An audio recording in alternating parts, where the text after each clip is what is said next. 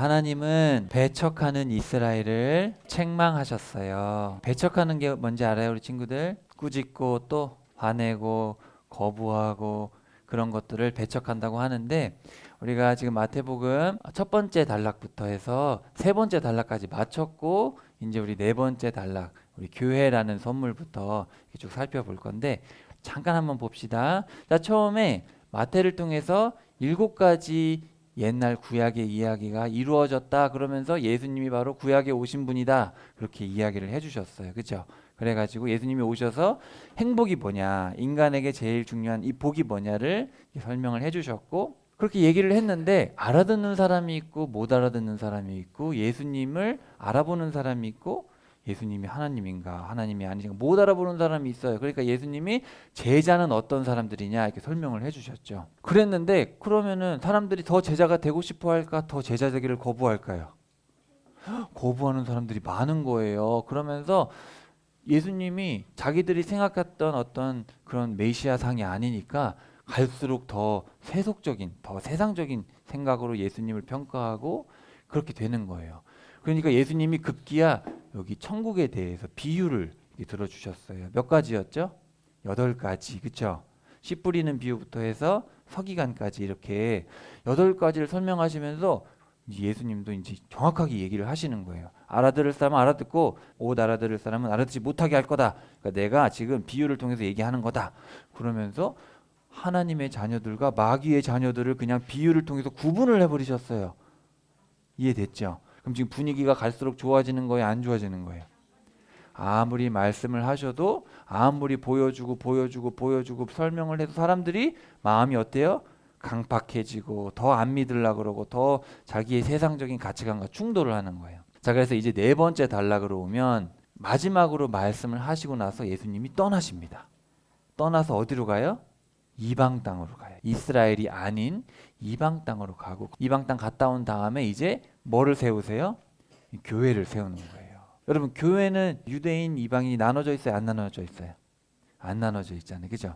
그 전까지 예수님은 유대인들 어쨌든 택한 백성들을 돌이키려고 했지만 돌아오지 않아서 결국은 이방인한테도 갔다가 이제 돌아오시면서 뭐라 그러냐면 이제 교회를 세울 것이다. 그래서 이제 교회는 유대인이든 한국 사람이든 미국 사람이든 일본 사람이든 상관없이 예수님을 신실하게 따라가면 그 사람은 교회가 되는 거예요. 이때까지는 제자에 대해서 설명을 하셨는데 이제 여기 와서 제자의 공동체인 교회를 설명을 하시게 됩니다. 이게 대칭으로 되어 있어요. 근데 오늘 이 설명을 드리기 전에, 자, 네 번째 책, 우리 모세오경의 네 번째 책이 뭐였죠?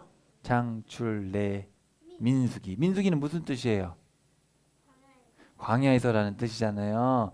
자, 그래서 광야에서라는 뜻이에요. 배 미드바르가 광야거든요. 근데 이 미드바르는 미에다가 다바르를 붙인 건데, 다바르는 말씀이에요. 근데 미라는 거는 뭐뭐로 붙어예요. 그러니까 사실 광야에 가면은 뭘 들을 수 있어요? 광야에 가야 말씀을 들을 수가 있는 거예요, 사람이. 그런 뜻이에요. 그러니까 광야에서 말씀. 이 광야라는 말이 어디서 왔어요?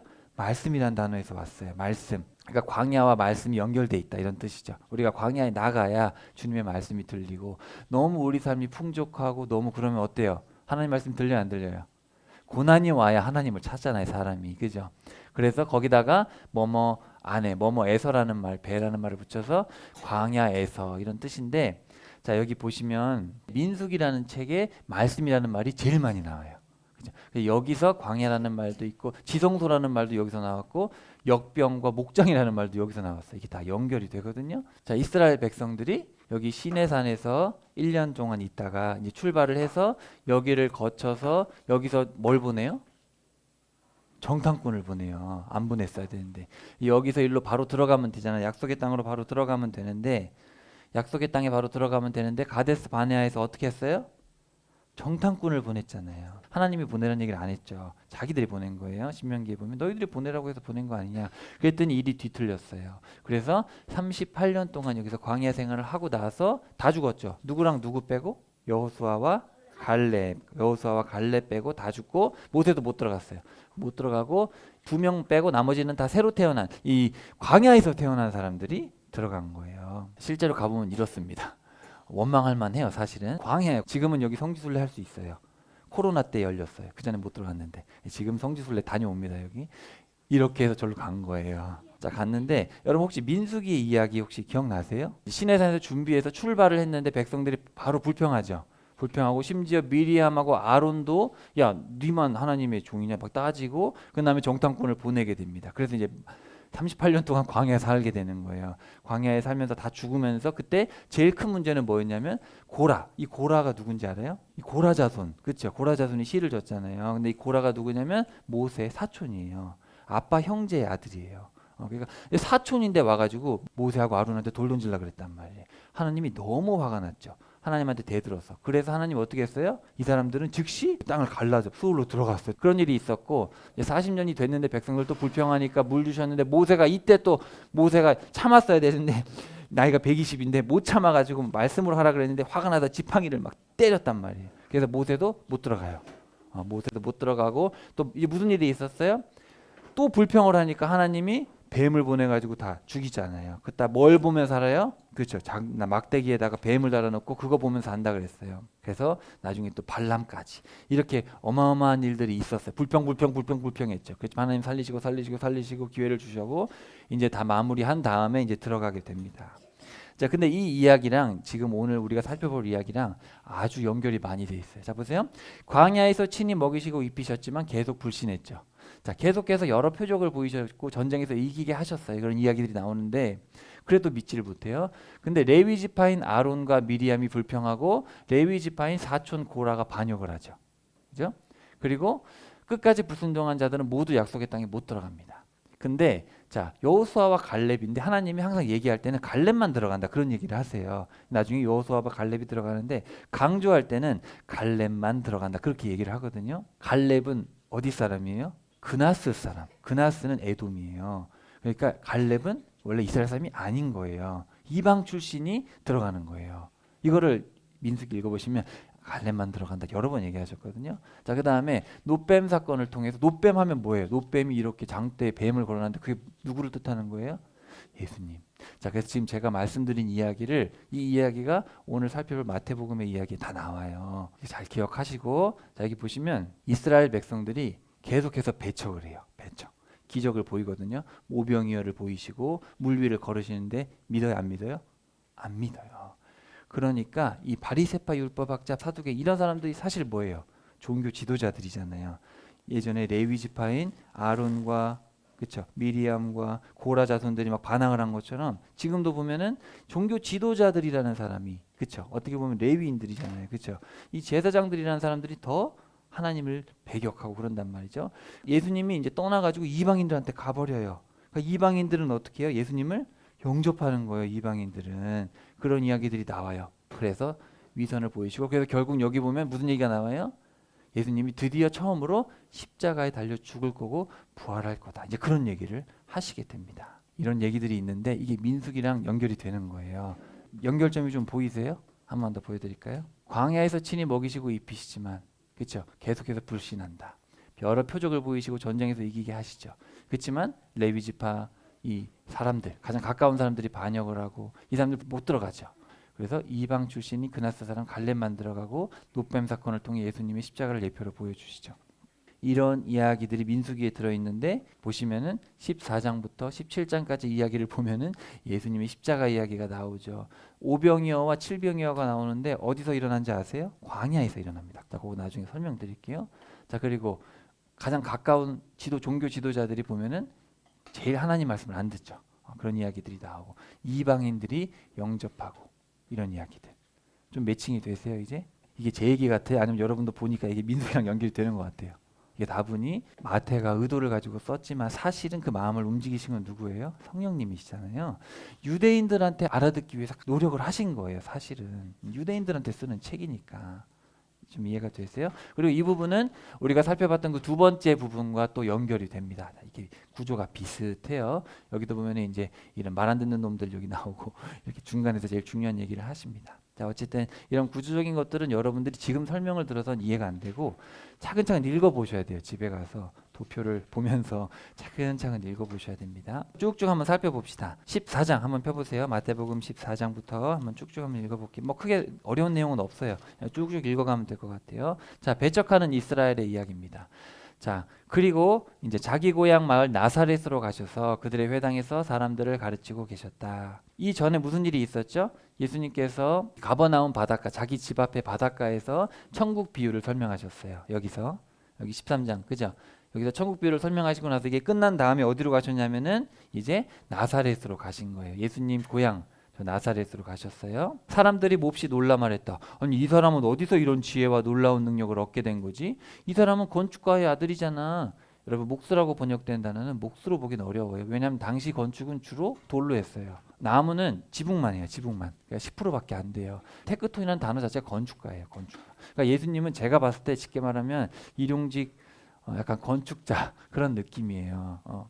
고상한 목수가 아니고 건축가의 아들이잖아. 어머니는 마리아라고들 하지 않나? 그의 형제들은 야고보와 요셉, 시몬, 유다가 아닌가? 그쵸? 남동생이 4명 있었어요. 그리고 여동생도 있어요. 그의 누이들이 모두 곁에 있잖아. 도대체 이 사람이 어디서 이런 모든 것을 얻게 된 거지? 이렇게 예수님 때문에 사람들이 걸려 넘어지고 있었다. 이 단어가 계속 나와요. 걸려 넘어지고 있었다. 그러자 예수님이 그들에게 말씀하셨다. 예언자가 존중받지 못하는 경우가 없습니다. 고향과 자기 집에서 말고는요. 그리고 거기서는 능력을 내보이는 놀라운 일들을 많이 하지 않으셨다. 고향 사람들이 믿지 않아서였다. 자, 여기 프로페테스라는 말, 여러분 예언자라고 하면 여러분 머릿속에 떠오르는 게 혹시 미래라고 생각되면 잘못된 거예요. 미래가 아니에요. 여기 보시면 대신해서 말하는 거예요. 앞에서 대신 말하는 거예요. 대신. 그러니까 예라는 거는 미리 예자가 아니라 맡길 예자예요. 맡길 예자. 말씀을 맡은 거예요, 여러분. 절대 미래를 점쳐서는 안 돼요. 그러니까 뭐 예언 사역 반성경적인 거예요. 인간은 예언할 수 없어요. 미래를 점칠 수 없어요. 말씀을 전하는 거예요. 원문을 히브리어를 보나 헬라어를 보나 항상 그러니까 번역을 할 때 예언이라고 하면 헷갈리잖아요. 그러니까 대언이라고 했었어야 되는데 대신 말씀 전한다. 대언자입니다. 자, 이렇게 이제 알아듣지를 않죠. 항상 이렇게 걸려 넘어져요. 그대의 오른쪽 눈이 걸려 넘어지게 하면 그냥 빼버리십시오.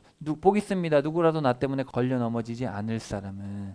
근데 우리가 비유해서 봤듯이 돌짝밭에 있는 사람, 돌짝밭 위에 떨어지면 어떻게 돼요? 말씀을 듣고 기쁘게 여기긴 하는데 뿌리가 없으니까 잠시 그렇고 억압이나 뒤쫓김을 당하면 곧바로 걸려 넘어집니다. 그렇죠?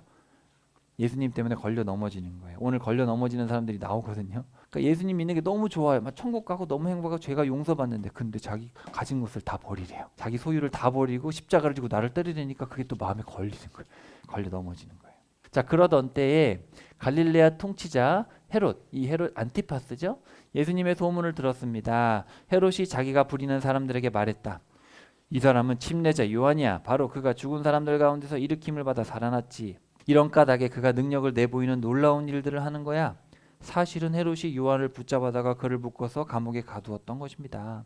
자기 형제 빌립의 아내 헤로디아와 관련된 일 때문이었죠. 요한이 헤롯에게 그 여자를 차지하는 것은 해서는 안 되는 일이요 하고 거듭거듭 말했기 때문입니다. 안티파스는 여기를 다스리고 동생 헤롯은 여기를 다스렸어요. 근데 동생 빌립이 헤로디아랑 결혼했는데 헤로디아가 이쁘고 헤로디아도 내 남편보다는 형이 낫겠어. 그래가지고 결혼하면 그게 돼요, 안 돼요? 안 되잖아요, 그죠? 그러니까 요한이 안 된다고 얘기를 한 거예요. 헤롯은 요한을 죽이고 싶었지만 무리를 두려워했다. 자, 또 밑줄 쳐보세요. 누구를 두려워했어요? 그렇죠.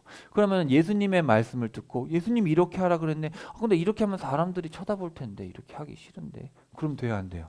예수님 말씀이 중요해요? 사람이 쳐다보는 게 중요해요? 여러분 길거리에 다니면서 예수님 믿으세요 소리칠 수 있겠어요? 사람들이 뭐라 할까봐? 자, 헤롯도 사람들이 두려워서 그런 거예요. 그들이 요한을 예언자로 대언자로 여기고 있었기 때문이다. 그런데 헤롯의 생일이 되었을 때 헤로디아의 딸, 그러니까 원래 자기 친딸은 아니고 동생의 딸이었죠. 빌립의 딸이 한가운데 춤을 추었고 헤롯을 기분 좋게 해주었다. 그런 까닭에 헤롯은 소녀가 해달라고 하는 것을 무엇이든지 해주겠다고 소녀에게 맹세했다. 아, 기분이 좋구나. 그래, 뭐든지 말해봐라. 다 해주겠다. 근데 소녀가 엄마한테 간 거예요. 엄마한테 가가지고 엄마가 얘기를 한 거예요. 세례 요한을 죽여서 머리를 가져와라. 그런 얘기를 한 거예요. 여기 쟁반에 침례자 요한의 머리를 담아 저에게 주세요. 고민스러웠지만 헤롯 임금은 잔치상 둘레 함께 기대에 앉은 손님들 앞에서 한 맹세 때문에 그렇게 해주라고 명령했다. 누구 눈치를 본 거예요? 사람 눈치를 본 거예요. 여러분 옳은 일을 해야 돼요? 아니면 사람 눈치 보고 옳은 일을 안 해야 돼요? 옳은 일이면 사람들이 뭐라 해도 해야 되잖아. 그렇죠? 예수님이 십자가를 지라 그러면 해야죠. 그러고는 사람을 보내서 감옥에 갇힌 요한의 목을 잘라버린 거예요. 그 머리가 쟁반에 담겨왔고 소녀에게 건네졌다. 소녀는 어머니에게 가져갔다. 요한의 제자들이 찾아와서 죽음을 거두어, 죽음은 시체예요. 시체를 거두어 장례를 치렀다. 그러고는 가서 예수님께 그 소식을 알렸다. 끔찍하죠. 이런 일이 있었던 거예요. 근데 예수님이 들으시고 거기서 물러나 배를 타고 따로 외떨어진 곳으로 가셨다. 자, 거기 한번 밑줄 쳐봅시다. 14장 13절. 이제 오병이어 사건인데 14장 13절에 보면 외떨어진 곳이라고 번역된 단어는 자, 어떻게 번역되어 있냐면 버림받은 곳, 황폐한 곳. 그래서 광야로 해석할 수 있어요. 광야. 광야예요. 자, 민수기랑 이게 연결이 되기 때문에 광야라고 했는데 실제로 가면 여기가 어디냐면 여긴 설명을 안 해놨는데 사실 자 여기 앞에 지도 한번 보세요. 다른 복음서에 보면 여기가 어디라고 설명되어 있냐면 베세다예요. 근데 이 베세다는 유대 광야랑 달라요. 유대 광야는 여러분이 생각하는 그런 광야인데 이 베세다 광야는 여기는 광야 같아요? 뭐 같아요? 초원이에요. 초원. 왜냐하면 여기 뭐가 있냐면 헐몬산이 있어요. 헐몬산이 백두산보다 높아요. 헐몬산에서 물이 내려오기 때문에 여기는 물이 풍부한 곳이에요. 그러니까 여기는 말이 그렇지 광야가 아니거든요. 근데 왜 여기를 광야라고 했느냐? 민수기랑 연결을 하고 있는 거예요. 연결을 하고 있고 뭐 그렇다고 해서 우리 같은 뭐 그런 초원은 아니에요. 그런까지 초원은 아니고 풀들이 자라 있는 그런 곳이죠. 자, 무리들이 듣고서 여러 도시로부터 물길로 예수님을 따라갔다. 무리들은 뭐를 들은 거예요? 예수님은 뭘 들으셨어요? 이 전 얘기. 세례 요한이 죽었다는 얘기를 들은 거예요. 세례 요한이 헤롯한테 죽었다는 얘기를 듣고 예수님도 광야로 가버리셨는데 사람들도 예수님을 따라간 거예요. 왜? 자기들이 의지했던 세례 요한이 죽었잖아요. 그러니까 이제 예수님이 선지자인가? 예수님을 따라가 보자. 예수님한테 간 거예요. 예수님은 배에서 내려서 큰 무리를 보시고 그들 때문에 가슴 아파하셨다. 밑줄 쳐봅시다. 왜 가슴 아파하셨을까? 세례 요한이 선지자 같으면 세례 요한 우르르 따라가고 세례 요한 죽으니까 또 예수님 우르르 따라가고 뭐 같아요? 마치 그래서 우리가 두 번째 단락 다 이게 연결이 돼요. 지금 우리가 두 번째 단락에 보면은 예수님이 여러 곳에서 말씀을 전하셨는데 무리들을 보시자 예수님이 가슴 아파하셨다. 그들이 지쳐있고 내팽개져 있었기 때문이었다. 마치 목자 없는 양 같았다. 그러면서 곧 얻을 것은 많은데 일꾼이 안 됩니다. 일꾼이 없습니다. 주인에게 부탁해서 일꾼을 보내달라고 하세요. 이렇게 두 번째 단락에서 말씀을 하셨는데 네 번째 단락에 오셨는데도 지금 어때요? 이 사람들이 목자 없는 양 같은 거예요. 세례 요한한테 갔다가 또 예수님이 선지자가 예수님한테 갔다가. 근데 여러분 사실은 제가 보기엔 지금도 똑같은 것 같아요. 이 목사님이 좋다더라. 이 교회가 좋다더라. 우르르 갔다가 이 말씀이 진짠가비요. 우르르 갔다가 이 말씀은 가짠가 우르르 갔다가 진천지 갔다가 저기 갔다가 너무 슬프지 않습니까? 그렇죠? 과거나 지금이나 똑같아요. 자, 그래서 그들 가운데 아픈 사람을 고쳐주셨고 저녁 때가 되었을 때 제자들이 예수님께 다가와서 말씀드렸다.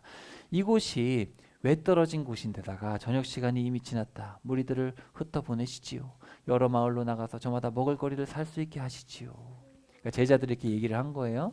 근데 예수님은 말씀하셨다. 그들이 나갈 필요가 없어요. 그대들이 주세요. 그들에게 먹을 것을 그대들이요. 그러니까 지금 예수님은 사실은 상징적으로 말씀을 하신 거죠. 여러분들이 말씀을 가르치면 되지 않습니까? 여러분들이 지금 목자 없는 양들 아닙니까? 여러분들이 진리를 전하세요. 지금 배우고 있잖아요. 그러자 제자들이 예수님께 말씀드린다. 우리에게 빵 5개와 물고기 2마리밖에 없습니다. 자, 여기 나에게로 그것들을 가져오세요. 무리들을 풀밭에 자리 잡고 앉게 하라고 명령하셨습니다. 베세다에 물이 많으니까 풀밭이에요. 광야지만. 네. 자, 그 빵 5개와 물고기 2마리를 받아들고는 하늘을 우러러 감사기도를 드리셨다. 그러고는 빵을 떼어서 제자들에게 주셨다. 제자들이 무리들에게 주었고 모두 배불리 먹고 남은 조각을 모았더니 바구니 12에 가득했다. 먹은 사람은 여자들과 아이들을 빼고 몇 명? 5,000명이었다. 그러면 여자 아이까지 하면 2만 명쯤 되는 거예요. 꽤나 많죠. 여기 보면은 바구니가 있고 광주가 있어요. 뭐가 더 커 보여요? 자, 이 바구니는 유대인들이 쓰던 거예요. 유대인들.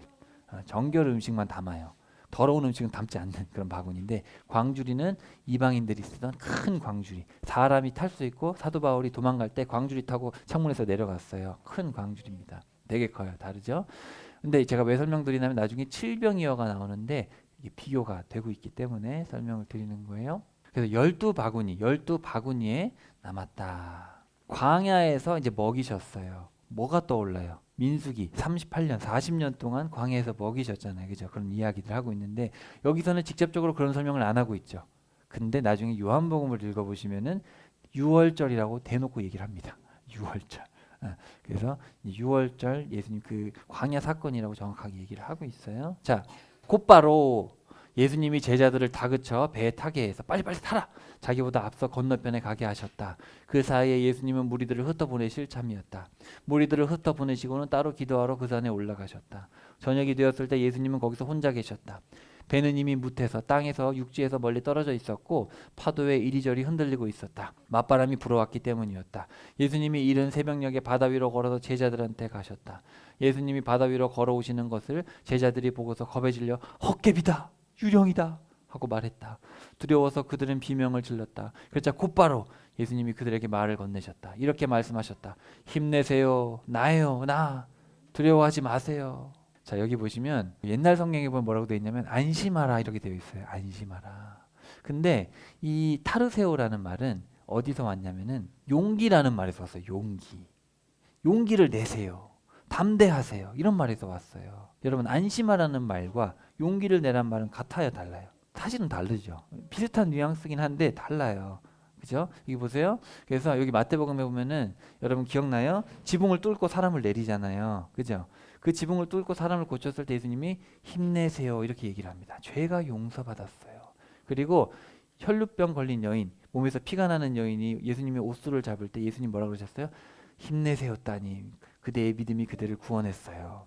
보통 우리는 안심하세요 따니 따라 그렇게 번역이 되어 있거든요. 그리고 이 두 얘기는 지금 여기 있는 이야기고 마가복음에 보면 시각 장애인을 불러서 힘내세요, 일어나요. 그분이 당신을 불러요. 이제 제자들이 그렇게 하는 거예요. 근데 여기 보세요. 자, 예수님이 요한복음에 보면은 자, 내가 너희들에게 미리 말해준다. 그대들이 내 안에서 평화를 누리게 하려는 것입니다. 세상에서는 그대들이 어려움을 겪지만 힘내세요. 내가 세상을 이겼습니다. 우리 옛날 성경에 담대하라. 내가 세상을 이겼다. 그렇게 되어 있거든요. 담대하라.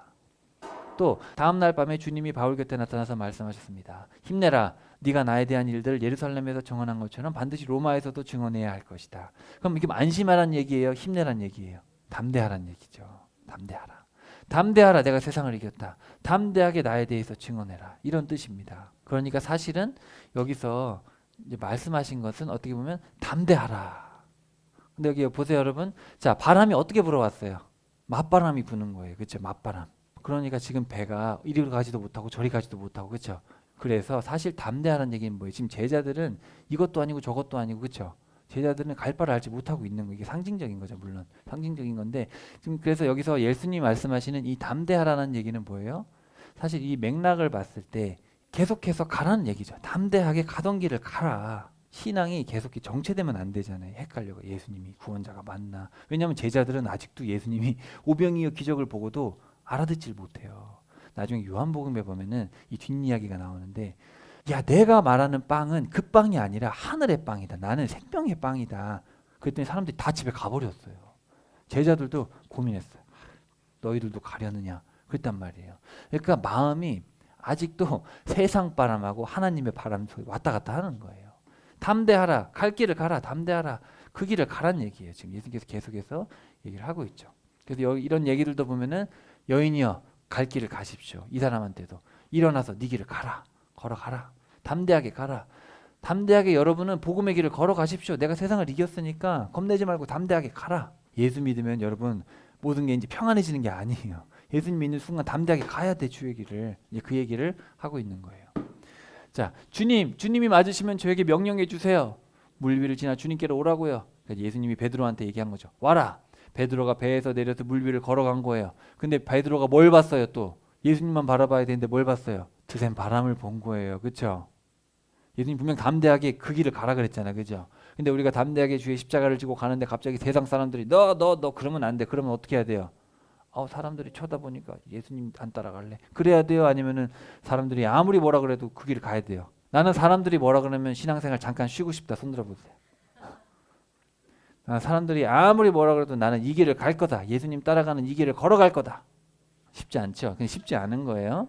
자, 주님, 저를 구해주세요. 뿔리 빠지고 있어요. 곧바로 예수님이 손을 내뻗어 베드로를 붙잡아 주셨다. 그러고는 말씀하신다. 믿음이 작은 사람이요, 어쩌자고 의심했느냐. 이 어쩌자고라는 말은 무엇이라는 말도 돼요. 어떻게라는 말도 되고, 뭘 의심하냐. 배에 올라타자 바람이 잦아들었다. 배에 있던 사람들이 예수님께 엎드려 전하며 말했다. 참으로 당신은 하나님의 아들이십니다. 여러분, 예수님이 물위를 왜 걸었을까요? 오병이의 기적을 왜 보여줬을까요? 1번, 하하, 난 이런 것도 할 수 있지. 2번, 좀 믿어라 얘들아. 왜 이렇게 못 믿냐. 너무 믿음이 없으니까 일부러 이렇게 하신 거예요. 일부러 하도 믿음이 없으니까 이렇게 오병이어를 보여주시고 물 위를 걸어가셔서, 그러니까 사람들이 봐봐요. 하나님의 아들이 맞구나. 이렇게 하셔도 사람들이 믿는 것 같지만 못 믿고 있거든요. 사실은 믿음을 주시기 위해서 하시는 건데 그 믿음이 안 생겨요. 예수님 일행은 맞은편 땅으로 건너가 게네사렛으로 갔다. 자, 게네사렛이 어디냐? 오병이어가 여기서 일어났는데 게네사렛으로 배 타고 이제 가신 거예요. 근데 성경에 보면은 이 게네사렛에서 말씀을 전하셨다는 얘기는 여기밖에 안 나와요. 그러니까 사실은 예수님이 보통 어디서 사역하셨죠? 예수님이 가버나움하고 베세다하고 고라신, 여기서 사역을 하셨잖아요. 그죠? 게네사렛에 갔다는 얘기는 없으셨어요. 근데 게네사렛에 갔는데 사람들이 어떻게 해요? 그곳 사람들이 예수님을 알아봤다는 거예요. 근데 이 알아봤다는 단어는 완전히 안다는 뜻이에요. 그냥 알았다는 단어가 아니, 단어가 달라요. 그래서 그들은 그 둘레 온 지역의 사람을 보내 아픈 사람들을 다 데리고 왔고 사정사정해서 겉옷자락, 어떤 여자가 겉옷자락만 만져서 나았대 얘기를 들은 거예요. 그러니까 건드린 사람은 누구든 말끔히 나았다. 그러니까 참 희한해요. 예수님하고 가까이 있던 사람들, 예수님이 되게 애썼던 사람들은 오히려 예수님을 안 믿고, 예수님에 대해서 소문만 들었는데 예수님을 직접 갑자기 만난 사람들은 어떻게 된 거예요? 예수님을 따라가는 거예요. 그래서 나중에 뒤로 가면 무슨 얘기가 나오냐면은 처음 된 사람은 나중되고 나중된 사람은 처음 된다는 얘기를 이제 하시기 시작하세요. 그래서 이런 맥락이에요. 지금 뭐 게네사렛에 한 번 가셨는데 사람들이 막 예수님을 믿는 거예요. 자, 근데 자 보세요. 자, 이제 두 번째 단락으로 가봅시다. 그때 예루살렘부터 바리새파 사람들하고 율법학자들, 여러분 바리새파 사람들하고 율법학자들은 어떤 사람들이에요? 성경 박사들이에요. 성경 박사, 성경을 가르치는 사람들이에요. 예수님께 다가와 말씀드렸어요. 무엇 때문에 선생님의 제자들은 옛 어른들로부터 내려온 전통을 엇나가는 겁니까? 쉽게 말하면, 아니 당신들은 왜 교회 전통을 안 지키는 거예요? 그들은 빵을 먹을 때 자기들의 손을 씻지 않으니 말입니다. 아니 밥 먹을 때 손을 씻으라는 거 몰라요? 우리 정결 예식, 정결법 몰라요? 예수님이 대답하셨다. 무엇 때문에 당신들이야말로 당신들 전통을 이유로 하나님의 계명에서 엇나가는 겁니까? 하나님은 이렇게 말씀하셨습니다. 출애굽기에 보니까 아버지와 어머니를 받들어 모셔라. 아버지와 어머니를 욕하는 사람은 반드시 죽여라. 이런 성경에 이런 말씀이 있는 거예요. 출애굽기에 그런 얘기가 있는데 당신들은 이렇게 주장합니다. 누구든지 아버지와 어머니에게 제가 부모님에게 드려야 될 것이 있는데 하나님께 바칠 예물이 되었습니다라고 말한다고 합시다. 그러면 그 사람은 자기 아버지를 전혀 받들어 모시지 않아도 괜찮습니다. 이렇게 말을 하는 거예요. 하나님이 부모를 공경하라 그랬는데 하나님 공경해야 되니까 부모님 공경할 시간이 없어요? 그거는 괜찮아요. 그렇게 해석을 해버리는 거예요. 그럼 되겠어요, 안 되겠어요? 이렇게 해서 당신들은 하나님의 말씀을 아무것도 아닌 것으로 만들어버렸습니다. 당신들의 전통 때문에요. 이 겉다르고 속다른 사람들, 당신네들을 두고 이사야가 제대로 예언했어요. 이 백성이 입술로는 나를 떠받들지만 그들의 마음은 나한테서 멀리 떨어져 있구나. 나를 받들어 섬겨봐야 쓸데없는 일이야. 가르친다고 가르치는 것이 사람의 계명들이니. 되게 무섭죠. 여러분 이게 무슨 말인지 알아요? 여러분이 교회를 다니는데 막 교회 가니까 이것도 하라 그러고 저것도 하라 그러고 막 하는 거예요. 근데 그게 사실 성경에 없는 거예요. 성경에 없는데 이거 해라 저거 해라 그러면서 교회가 막 성장하기 위해서, 목사님을 섬기기 위해서 그런 식으로 하는 거 봐봐요. 나를 받들어 섬겨야 받들 쓸데없다. 사실은 나를 섬긴다고 하지만 사실은 뭐예요? 사람 좋으라고 하는 거예요. 사람 좋으라고. 근데 지금도 그런데 옛날에도 그랬다는 거예요. 예수님이 그냥 직격탄을 날려버렸죠. 너희들 그 사람 좋으라고 하는 거 아니야? 난 받을 마음이 없다. 너희들이 그런 거 아니냐? 또 무리들에게 가까이 불러서 그들에게 말씀하셨다. 잘 들으세요. 이해하세요. 입으로 들어가는 것이 사람을 더럽히는 게 아닙니다. 입에서 나오는 것이 사람을 더럽힙니다. 제자들이 왔어요. 바리새파 사람들이 예수님 말씀을 듣고 지금 걸려 넘어진 것을 아십니까? 예수님이 대답하셨다. 하늘 아버지께서 심지 않으신 식물은 다 뿌리가 뽑힐 겁니다. 되게 무섭죠. 여러분 기억나요? 예수님이 좋은 씨를 뿌리셨잖아요. 그렇죠? 좋은 씨를 밭에 뿌렸어요. 하나님의 자녀들을 뿌렸는데 거기에 뭐가 났어요? 독보리가 났죠. 그 독보리는 누가 뿌렸어요? 사탄이 뿌린 거잖아요. 그죠? 자, 아버지께서 심지 않으신 식물은 다 뽑혀요. 하나님이 택하신 자녀를 세상에 보내신 거예요. 근데 세상에는 하나님이 보내지 않으신 마귀의 자녀들이 있는데 언젠간 다 뽑혀버려요. 내버려 두세요. 자기들이 안 못 보는 사람이면서 안 못 보는 사람들의 길 안내자 노릇을 하고 있습니다. 안 못 보는 사람이 안 못 보는 사람의 길을 이끌면 어떻게 되겠어요? 이 사람 앞이 안 보이는데 이 사람만 보고 따라오래요. 그럼 어떻게 되겠어요?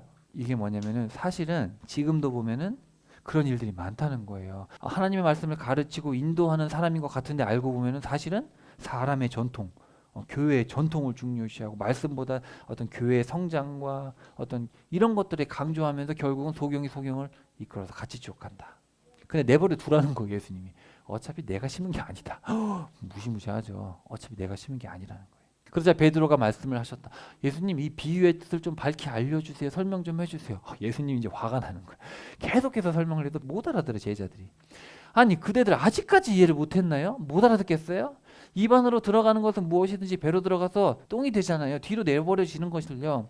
입으로 나오는 것들은 마음에서 나오는 겁니다. 사실은 이 사람들의 마음이 잘못됐다라는 거예요. 예수님 계속 얘기하시죠. 여러분 기억나요? 화내는 자마다 잡혀가고, 그죠? 그 다음에 라가 바보라고 하면 공회에 가고, 그 다음에 이 미련한 놈, 그렇죠? 그렇게 얘기하면 어떻게 돼요? 모로스라고 하면 어떻게 돼요? 지옥 간다는 거잖아요. 근데 그게 어디서 나오는 거예요? 마음에서 나오는 거예요. 마음. 자, 마음에서 나오는 것들이 사람을 더럽히는데 마음에서 뭐가 나와요? 악한 생각, 살인, 혼외관계. 이건 뭐냐면 결혼을 한 사람이 딴 사람하고 살고 싶은 막 그런 생각을 하는 거예요. 음란한 짓, 도둑질, 거짓 증언, 하나님을 모독하는 것. 이런 것들이 사람을 더럽히는 건데 더러운 음식을 먹는다고 사람이 더러워지는 게 아닙니다. 손 안 씻고 밥 먹었다고 더러워지는 게 아니라 마음속에 이런 것들이 있는 것이 잘못된 겁니다. 그렇죠, 여러분? 맞죠? 자, 그래가지고 이제 예수님이 이렇게 강하게 경고를 하시고 나서 어디로 가셨을까? 거기서 나가셔서 예수님이 두로와 시돈으로 가버리신 거예요. 자, 근데 보라, 어떤 가나안 여자가 그 지역에 나와서 거듭 소리쳤다.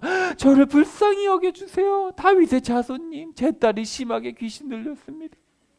그러나 예수님은 한마디도 대답이 없으셨다. 그러자 제자들이 다가와서 예수님께 요청드렸다. 그의 소원을 풀어주시죠. 우리 뒤에서 계속 소리치고 있어요, 예수님. 그랬더니 예수님 뭐라 그래요? 나는 이스라엘의 잃어버린 양들에게 보냄을 받았다. 여러분, 이 여자가 지금 딸이 귀신 들렸어요. 그러면 이 여자가 예수님 불쌍히 여겨주세요 그랬을까요? 어떻게 했을까요? 여러분, 딸이 귀신 들려, 아들이 귀신 들리다고 생각해 보세요. 부모님들 어떻게 외치겠어요? 얼마나 간절하겠어요. 내 딸 좀 살려주세요. 아들이 귀신 들려서 막 침 흘리고 질질 흘리고 막 이러고 있으면은 부모 마음이 어때요? 제정신이 아닐 거 아니에요. 부모도. 그러니까 지금 막 간절한 마음으로 막 소리를 외친 거예요. 크라조 막 외친 거예요. 저를 불쌍히 여겨주세요. 막 이렇게 막 미친 여자처럼 막 한 거예요. 그렇게. 예수님이 거듭 엎드려 저를 도와주세요. 도와주세요라는 말이 성경에 별로 안 나오는데 마태복음에도 처음 나오는 거예요. 주님, 저를 도와주세요. 그랬더니 예수님 뭐라 그래요? 자녀들이 먹을 것을 가져다가 강아지들에게 던져주는 게 옳지 않습니다. 그가 말했다. 예, 주님, 강아지들도 제 주인의 밥상에서 떨어지는 부스러기를 먹습니다. 그때 예수님이 대답하셨다. 오, 자매님, 여자여, 자매님의 믿음이 대단하군요. 바라는 대로 그들에게 이루어지기를 바랍니다. 그러자 바로 그 시각에 그의 딸이 나았다. 가끔 여러분 이런 해석을 좀 들으실 경우가 있는데 개들에게 던지는 게 마땅치 않다. 오, 그러면 여자한테 야, 어떻게 개들한테 그걸 주냐? 그럼 기분이 좋아요, 안 좋아요? 여자분이 내가 개란 말인가? 그럼 기분이 안 좋겠죠. 그렇지만 그 여자가 믿음이 좋아가지고 개라도 괜찮습니다. 떨어진 부스러기라도 먹을게요. 보통 그렇게 많이 해석을 하는데 원문에 보면 자, 퀴온이라는 단어가 있고 퀴나리온이라는 단어가 있는데 퀴나리온은 뭐예요? 애완견. 근데 퀴온은 들개예요. 근데 유대인들이 이방인들을 개 취급했거든요. 그 개 취급했을 때 그 개는 들개, 아무거나 막 지저대는 그런 들개예요. 근데 여기서 말하는 건 애완견. 그리고 이방인들은 실제로 애완견을 키웠단 말이에요, 당시에. 그러니까 지금 예수님이 말씀하시는 것은 뭐냐면은 자, 그럼 밥 먹을 때 야, 자녀한테 밥을 주고 그다음에 순서가 그렇지 않냐? 자녀를 밥 주고 애완견한테 밥 주는 거 아닙니까? 그랬더니 이 여자가 딱 알아들은 거예요. 물론 맞죠. 먼저 자기 자녀들한테 밥을 줘야죠. 그렇지만 먹다가 떨어지면 걔가 먹지 않습니까? 근데 이 얘기는 뭔지 아세요? 사실은 예수님 입장에선 지금 이 전에 무슨 얘기했어요? 이스라엘 잃어버린 양들에게 보내심을 받았다. 그러니까 사실은 이 유대인들이 백성이잖아요. 원래 백성. 첫 자녀죠. 근데 말을 알아들어요? 못 알아들어요? 못 알아들어요. 예수님이 되게 답답한 거예요. 예수님 말은 그렇게 하시지만 내가 잃어버린 내 유대인들 이 이스라엘 지금 돌이키려고 내가 왔는데 이 백성들에게 말을 전해야 되지 않겠냐. 근데 사실 속마음은 뭐예요? 답답한 거예요. 못 알아듣고 있으니까. 근데 이 와가지고 여자가 뭐라 그랬냐면 예수님 맞아요. 자녀들에게 먼저 줘야죠. 유대인들이 먼저 그렇게 생각한 건 아니지만 이 본문을 보면 맞아요. 자녀들이 먼저 밥을 먹어야죠. 유대인들에게 보내심을 받았죠. 유대인들이 돌아와야죠. 하지만 강아지들이 자녀들이 먹던 게 떨어지면 먹는 것처럼 먼저 저에게 은혜 좀 베풀어 주세요. 이렇게 얘기를 한 거예요. 사실 예수님은 유대인이든 이방인이든 차이가 없죠. 예수님 입장에서는. 그렇지만 예수님이 먼저 유대인들을 먼저 돌이키기 위해서 애를 쓰신 거예요. 예수님한테 이런 얘기를 한 거죠. 이 여자가. 그렇게 하니까 그래 네 믿음이 대단하군요. 바라는 대로 이루어지기를 바랍니다. 그 시각에 그 딸이 나았다. 거기서 자리를 옮겨 예수님이 갈릴레아 바닷가로 가셨다. 자, 어디로 가셨냐면 예수님이 저기 두로 지방에서 이쪽으로 오신 거예요. 자, 여기까지는 빌립의 영토죠. 빌립의 영토, 여기는 데가볼리예요. 데가볼리에서 이방인들이 사는 지역입니다. 이쪽으로 가신 거예요. 거기서 산에 올라가셔서 앉으셔서 많은 사람들이 왔다. 지체장애인, 시각장애인, 손이나 발을 잃은 장애인, 언어장애인, 많은 장애인들이 함께 왔다. 예수님 발 아래 털썩 내려놓았다. 예수님이 그들을 고쳐주셨다. 무리가 굴라워했다. 언어장애인들이 말을 하고 손이나 발을 잃은 장애인들이 건강해지고 지체장애인들이 걸어다니고 시각장애인들이 보게 되는 것을 보았고 그래서 그들이 누구에게 영광을 돌렸대요? 이스라엘의 하나님. 그러니까 우리가 이 이스라엘의 하나님이라는 단어를 봤을 때 지금 여기가 어디예요? 이방지역이라는 거예요. 이방지역. 그래서 이 이방인들, 그러니까 지금 유대인들은 아무리만 해도 어떻게 해요? 전통을 지키느라 바쁘죠. 마음은 왜곡됐죠. 예수님 물 위를 걸으셔도 긴가민가 하고 빵을 줘도 나중에 요한복음에 보면 빵을 줬더니 막 따라왔는데 예수님 왕으로 삼으려고 했더니 예수님이 오셔가지고 야, 그 빵이 아니고 하늘의 빵이다 그랬더니 다 집에 가버렸잖아요. 그런 상황에서 이방인들이 거기 갔더니 이방인들은 예수님을 알아보고 부스럭이라도 달라 그러고 고쳐주시니까 이스라엘이 하나님께 영광을 돌리고 너무 대조되잖아요. 그죠? 자, 그런 상황에서 예수님이 자기 제자들을 불러 말했다. 무리들을 보니 내 가슴이 아프네요. 그들이 나와 함께 머무른 지 며칠 됐대요? 3일. 이방인들이 3일째 따라온 거예요. 예수님을 3일째. 그들에게 먹을 것이 없군요. 굶주리게 한 채로 그들을 흩어보내고 싶지 않군요. 그러면 그들이 길에서 쓰러질지도 모릅니다. 예수님은 유대인만 좋아하는 거예요? 절대 아니죠. 이방인들을 항상 챙기세요. 자, 그랬더니 제자들이 예수님께 여쭤봅니다. 우리가 지금 광야에 있는데 이제 아까 같은 단어예요. 자, 이렇게 엄청난 무리를 배불릴 만한 먹을 빵이 어디 있습니까? 예수님이 제자들에게 물으신다. 그들에게 빵이 얼마나 있나요? 7개가 있습니다. 작은 물고기도 몇 마리 있습니다. 자, 원문에 보면 2마리라고 안 돼 있어요. 몇 마리. 그러니까 사실은 5병이요. 7병2어는 아니고 7병 몇 마리예요. 원래는 7병 몇 마리가 있습니다. 물고기 몇 마리가. 그러자 예수님이 무리를 명령하시기를 땅바닥에 자리 잡고 앉으라. 그러고는 7개의 빵과 물고기 몇 마리를 받아서 감사를 드리시고 나눠줬다. 그랬더니 이번에는 광주리가 남았대요. 광주리는 이방인이죠. 광주리 몇 개? 광주리 7개. 남자 몇 명? 4,000명. 자, 이렇게 얘기를 하시는 이유는 뭐예요? 유대인과 이방인이 이게 같은 얘기가 아니라는 거예요. 이 이야기가. 자, 근데 여러분 보세요. 그러면은 바구니 12개가 많이 남았어요. 광주리 7개가 많이 남았어요. 광주리가 더 많을 것 같아요. 어떻게 보면은. 그죠? 보기에는. 그러니까 이런 얘기들을 보면은 절대로 뭐 유대인과 이방인의 하나님이 차별을 두시는 게 아니에요. 동일하게 사랑하십니다. 근데 여기서 상징적인 게 있는데 아까 바구니는 몇 개 남았어요? 광주리는? 그렇죠. 근데 보세요. 이스라엘은 몇 지파예요? 근데 가나안 땅에는 7족속이 살고 있었어요. 원래. 그래서 그런 것들을 상징하는 게 아니겠느냐. 그래서 12이라는 숫자는 유대인 전체를 얘기하는 거고 7이라는 숫자는 이방인 전체를 상징하는 거다. 그래서 신학적 해석이 가능한 거예요. 그래서 예수님은 남겨요. 항상 은혜는 남는 거예요. 하나님의 은혜는 차고 넘쳐요. 이해되시죠? 이제 그런 것들을 이건 이제 해석이지만 그런 것들을 우리가 여기서 유추해 볼 수 있다. 자, 이제 그렇게 해서 어디로 가냐면은 아까 여기 보시면은 자, 마가단, 막달라 지역. 자, 이 TR이랑은 다른 사본이에요. 다른 사본에 보면은 이제 이렇게 되어 있습니다. 자, 막달라 지역을 마가단이라고 불렀어요. 자, 근데 예수님이 엄청 애를 쓰셨잖아요. 고향에도 가셨죠. 그리고 이제 광야로 데려가셔서 오병이어도 보이시고 무리를 걸으셨는데도 사람들은 사람을 두려워하고 물을 두려워하고 못 알아보잖아요. 그죠? 전통을 중요시하고 마음이 더러워요. 이런 사람들. 그러니까 이방인한테 갔어요. 예수님 지역가시고 이방인한테 갔더니 이방인 여자 보라. 그죠? 보라. 가나안 여자가 믿음이 있고 이방인들은 이스라엘의 하나님께 영광을 돌리고 3일 동안 따라다니고 그랬잖아요. 그래서 다시 이제 유대 땅으로 돌아왔는데 바리새파 사람들과 사두개파 사람들이 와서 또 뭐라 그래요? 예수님을 떠보려고. 하늘로부터 징표를 보여라. 네가 하나님의 아들이냐? 좀 보여줘 봐라. 그러는 거예요. 예수님 말씀하시죠. 저녁이 되었을 때 당신들은 이렇게 말합니다. 날씨가 좋겠구나. 하늘이 붉은 것을 보니까. 이제 저녁에 해가 질 때 이렇게 붉으면 그 다음날 날씨가 좋겠구나. 아침에는 이렇게 말합니다. 오늘 날씨가 나쁘겠구나. 하늘이 붉고 찌푸른 것을 보니까. 이런 식으로 하늘을 보면서 하늘의 변화를 알아볼 줄 알면서 왜 징표를 알아볼 수 없습니까? 이 악하고 배신하는 세대가 징표를 강하게 요구하고 있는데 이 세대는 요나의 징표 말고는 보일 게 없습니다. 징표를 받지 못할 겁니다. 예수님은 그들을 놓아두고 떠나버리셨다. 여러분 요나의 징표가 뭐죠? 3일 밤낮을 물고기 뱃속에 있다가 어떻게 됐어요? 살아났죠. 그죠? 그래서 요나의 징표하면 뭐예요? 십자가와 부활이죠. 부활. 죽었다가 살아나는 십자가와 부활. 제자들이 바다 건너편으로 갔다. 그런데 깜빡 잊고 빵을 챙겨가지 않았다. 예수님이 제자들에게 말씀하셨다. 조심하세요. 바리새파 사람들과 사두개파 사람들이 누룩을 경계심을 가지세요. 조심하세요. 경계심을 가지세요. 제자들이 자기네끼리 이야기를 주고받으며 말했다. 우리가 빵을 안 가져왔네. 이것을 알아차리시고 예수님이 물어보셨다. 그대들에게 빵이 없는 것을 두고 왜 그대들끼리 수군거리는 겁니까? 이 믿음이 작은 사람들이요. 아직도 알아듣지 못하나요? 기억하지 못하나요? 빵 5개로 5,000명이 먹고 남은 것은 몇 개입니까? 빵 7개로 4,000명을 먹이고 남은 게 몇 개입니까? 어째서 여러분은 알아듣지 못합니까? 내가 여러분에게 지금 빵에 대해서 얘기하는 것이 아니라 사두개파와 바리새파 사람들이 누룩을 주의하세요. 누룩. 그때야 그들은 예수님이 주의하라고 말씀하신 것이 빵이 아니라 뭐예요? 빵의 누룩이 아니라 바리새파 사람들과 사두개파 사람들의 거짓 가르침이라는 것을 이해했다. 그러니까 제자들이 아직도 이거 빵 얘기 이해를 못하는 거예요. 이 얘기. 빵 얘기가 방금 있었다가 누룩을 조심하라 그러니까 빵? 누룩? 뭐 이렇게 얘기를 하고 있는 거예요. 아직 이해를 못하는 거예요. 근데 예수님이 뭘 조심하래요? 거짓 가르침을 조심해라.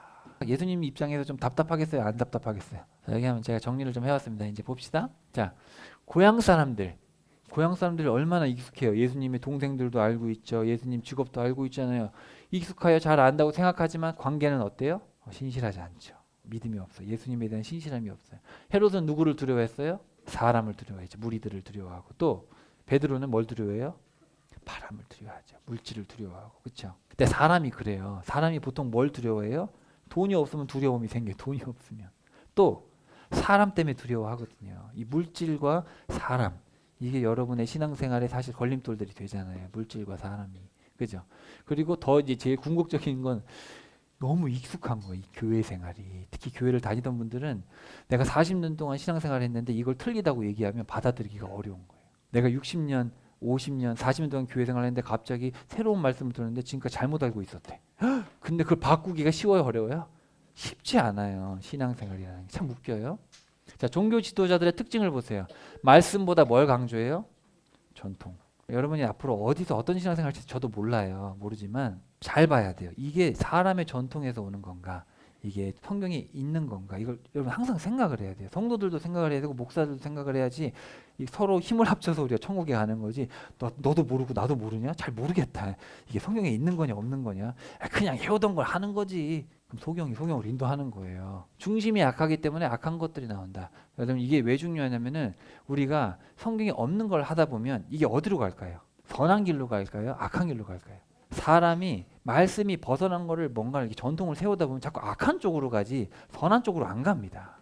안 가요. 말씀 쪽으로 가야 악한 것도 분별이 되지. 말씀을 떠나서 막 전통해서 열심히 교회를 키우다 보면 안 돼요. 그게 안 돼요. 악하고 배신하여 징표를 중요시한다. 똑같아. 지금도 눈에 보이는 게 교회가 커지고 사람이 세워지고 막 이런 걸 중요하지. 십자가를 지게 하고 회개하라 그러고 그러면 싫어하잖아요.